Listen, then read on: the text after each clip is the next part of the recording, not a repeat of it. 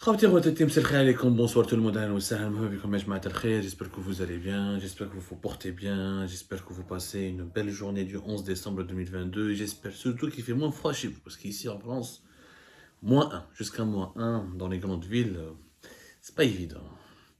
Pour celui qui est habitué, pour celle ou celui qui est habitué au grand soleil de l'Algérie, voilà, qu'est-ce que ça nous manque. Je voulais partager avec vous mes impressions sur un témoignage où je vous invite de lire. Wallah, Anas, lisez ce témoignage parce qu'il est riche en enseignements. Il y a énormément de choses, voilà, de leçons à tirer de ce témoignage qui a été rédigé par Yousra Frawes. Yousra Frawes, elle est tunisienne, c'est une militante tunisienne des droits de la femme. Elle est militante des droits de l'homme aussi, tout court, militante des droits humains, mais elle est connue pour son engagement en faveur de la promotion des droits de la femme. Elle est la responsable du bureau Maghreb et Moyen-Orient de la Fédération internationale pour les droits humains. Yousra Frawes, qui connaît très connue dans le milieu du militantisme, dans le milieu de l'activisme, dans le milieu de l'activisme pour la démocratie, les droits de l'homme, les droits de la femme.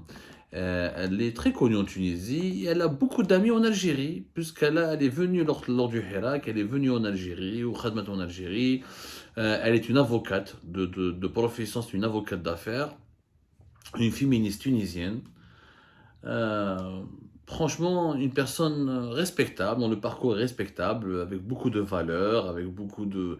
Elle a joué un rôle important dans la révolution tunisienne de 2011, en essayant de porter la voix des femmes, en essayant d'être leur porte-parole, en essayant d'impliquer le combat pour la liberté de la femme dans le combat pour la liberté de la Tunisie. تقراو عليها يا جماعة. Ce qui m'importe, c'est pas beaucoup plus sa personne. Elle a fait des livres, elle a écrit par exemple le guide des 100 mesures pour l'éradication des violences à l'encontre des femmes. Elle a été aussi co-auteur d'un livre Droits humains garantis de la Constitution à la législation. Une juriste, une féministe, une politicienne ambitieuse et intéressante. Elle a écrit un témoignage frappant et dans le journal libanais L'Orient le Jour. L'Orient le Jour, l'un des plus importants quotidiens francophones libanais. Ça a été publié le 10 décembre 2022, le 10 décembre dernier. Tahki fait comment elle a été refoulée de l'Algérie. Elle devait venir en Algérie, elle est venue donc à l'aéroport international d'Alger, elle est descendue à Alger, où elle devait ensuite elle a fait juste une escale avant de se rendre à Oran pour assister à une rencontre organisée sur les droits des femmes. Et elle commence son témoignage, il est 10h30 ce jeudi 1er décembre 2022, lorsque j'atterris à Alger, un soleil d'automne enveloppe l'aéroport Oualy Boumediene où je fais escale afin de me rendre à Oran pour assister à une rencontre sur les droits des femmes. Directement, elle raconte durant tout son témoignage sa rencontre et sa mésaventure avec les policiers de la police aux frontières algériens et comment elle découvre à sa grande surprise qu'elle est interdite de rentrer en Algérie. Elle est interdite d'entrer en Algérie. Elle n'a pas le droit de fouler le territoire algérien, elle n'a pas le droit de séjourner en Algérie. Et ce témoignage, qu'il faut lire, il n'est pas très long. Ce qui m'a frappé, c'est les échanges qu'elle a eus avec les policiers et les policières. Notamment, un policier, pour vous dire, personne n'est convaincu par la répression en Algérie. Même les agents du pouvoir, les officiers du pouvoir algérien, les fonctionnaires de la police, ou les fonctionnaires des services, ne diabolisez pas toutes les personnes qui sont au sein du système.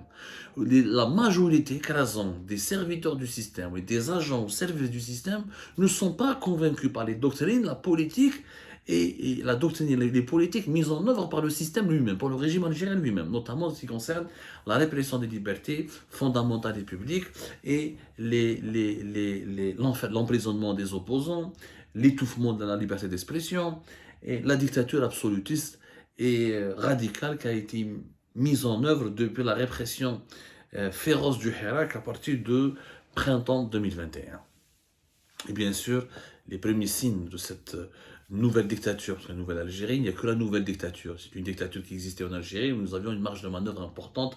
Il y avait quand même, avant l'Algérie était une dictature light. Aujourd'hui, c'est une dictature avec beaucoup de sucre. C'est une dictature assumée, absolutiste, complète et intégrale. Et ça a commencé depuis 2020 avec la pandémie de la Covid-19 qui a servi de prétexte au régime algérien pour en finir avec le Hirak et étouffer toutes les contestations populaires. تحكي يسرى يسرى la tunisienne, donc يسرى Fraus, طاحت avec un policier cultivé qui lui a tenu compagnie parce que alors comment ça s'est passé? Elle vient, présente son passeport, on lui dit ah madame attendez vous avez un problème, venez avec nous, ils l'ont mis dans une petite salle, dans un côté d'un bureau, et elle doit attendre, elle a attendu plusieurs heures, à la fin on lui a dit madame désolé vous êtes interdit d'entrer en Algérie, on va vous renvoyer, elle a été renvoyée par le prochain vol vers la Tunisie. Voilà. Au cours de ce processus, elle a discuté avec plusieurs policiers qui l'ont soumis à un véritable interrogatoire. Où toujours les questions, qu'est-ce que vous avez fait la dernière fois en Algérie? Qu'est-ce que vous avez fréquenté? Avez-vous participé à une marche du Hirak? Connaissez-vous des activistes du Hirak? Quelles sont vos opinions sur le Hirak? Vos opinions sur l'Algérie? Yani, c'est un interrogatoire complet.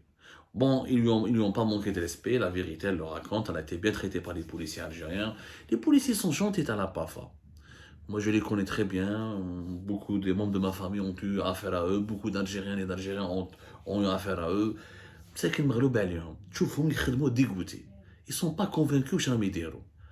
Parce que عيب تجي une femme pacifique, militante, avocate, tunisienne, جايه pour assister à une rencontre au قتلهم. Attendez une connexion internet, donnez-moi accès à internet, je vous imprime le programme, vous allez voir que j'assiste juste à une rencontre sur les droits de la femme à Oran. Je suis pas venu gagner foutre la merde, ou là, semer l'anarchie, ou là, enclencher des émeutes, ou là, organiser des rassemblements, ou là. T'as avec un policier moi, ce qui m'a touché dans ce témoignage, c'est le policier qui est venu lui parler. Un des policiers était vraiment cultivé. Il lui a parlé de Yasmina Khadra, il lui a parlé de Jamila Bouhired, parce qu'elle avait connu, elle avait manifesté à côté de Jamila Bouhired lors de l'un des vendredis du Hirak en Algérie.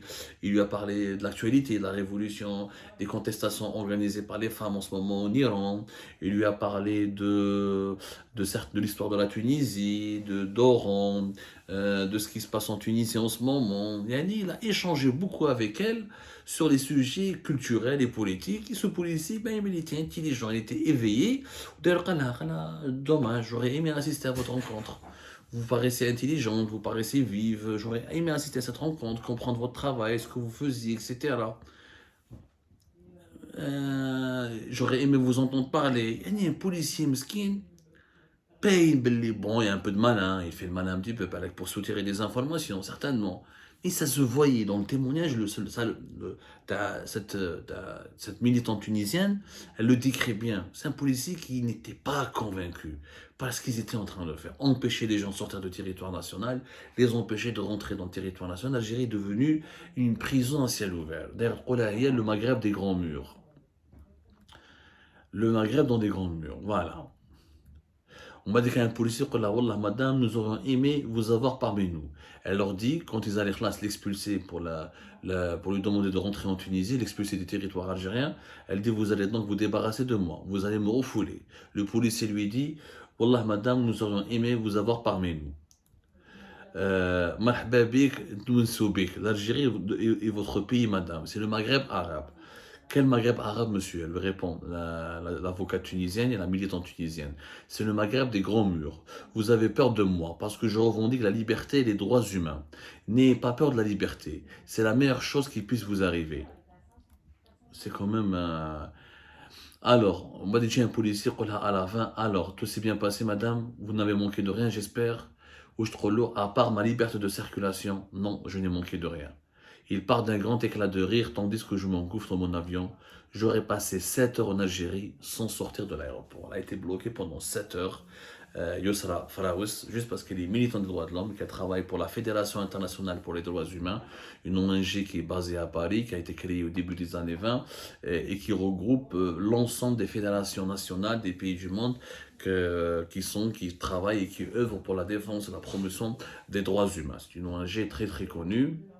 La Fédération internationale des droits de l'homme, d'ailleurs, qu'elle critique énormément l'Algérie concernant les emprisonnements des activistes du Hirak, des opposants, la répression de la liberté d'expression, des différentes libertés publiques et fondamentales. Marouf, la FIDH, la Fédération internationale des droits humains. Ce récit, Ajma, démontre parfaitement comment notre pays a totalement changé.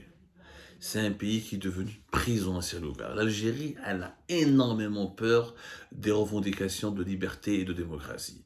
Et les personnes qui portent il y a une liste de personnes qui ne peuvent pas rentrer en Algérie. Il y a une énorme liste de personnes qui ne peuvent pas sortir du pays, mais il y a surtout une liste de personnes qui ne peuvent pas rentrer en Algérie parce qu'elles ne sont pas les bienvenues en Algérie, parce que ces gens-là, parce qu'elles défendent des idées en faveur des droits de l'homme, des droits de la femme, des libertés publiques, les droits civiques. C'est ce qui la liberté est devenue un virus contre lequel le régime algérien est en train de se protéger. Vraiment, il se protège. Pour lui, c'est pire que la Covid-19. La liberté et la démocratie, c'est devenu pire que le coronavirus Covid-19. Il a fermé le pays totalement. Pas de manifestation, pas de rassemblement, pas de parti de l'opposition, pas de presse indépendante et de libre, pas de liberté d'expression sur les réseaux sociaux, prison, harcèlement, mandat de dépôt, perquisition, arrestation arbitraire et des personnes étrangères, de nationalité étrangère, qui risquent de semer le virus de la démocratie et de la liberté sur le territoire algérien, ne peuvent même pas rentrer en Algérie. Ils sont interdits, refoulés depuis l'aéroport. Et toute cette doctrine a été élaboré par un régime qui est servi par des policiers, des militaires, des officiers des services secrets qui ne sont pas convaincus par cette politique et qui regrettent amèrement cette politique. Et ça se voit dans leur comportement, dans leur attitude vis-à-vis des personnes qu'ils refoulent, des personnes qu'elles arrêtent ou qu'elles refoulent, ou des individus qu'ils interpellent pour exécuter des ordres venus d'en haut, des ordres imposant une dictature, encore une fois, absolutiste, pour maintenir l'Algérie dans cet enfermement qui est en train de l'étouffer. Mais attention, à force de trop étouffer une entité, un pays c'est comme un individu, à force de trop l'étouffer, il va finir un jour par exploser. Et ce jour-là, on peut s'attendre à des conséquences malheureuses.